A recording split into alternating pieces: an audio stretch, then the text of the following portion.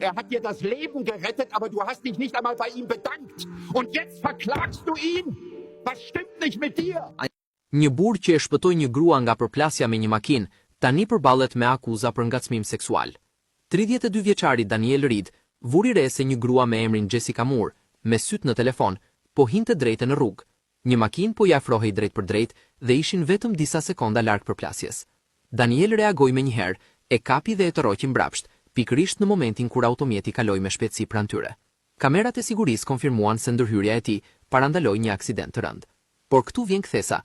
Jessica paraqiti një ankesë formale, duke pretenduar se sjellja e Danielit ishte e papërshtatshme dhe kishte shkelur hapësirën e saj personale.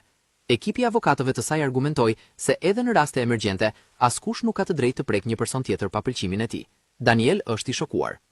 Ai ishte i bindur se kishte shpëtuar një jetë dhe thekson se nuk kishte asnjë qëllim të fshehtë.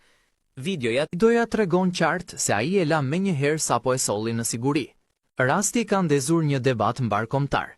Miliona njerëz mendojnë se Daniel meriton mirënjohje dhe jo ndëshkim. Daniel këmbëngul se qëllimi i tij i vetëm ishte të shpëtonte një jetë. A mendon se ai veproi drejt?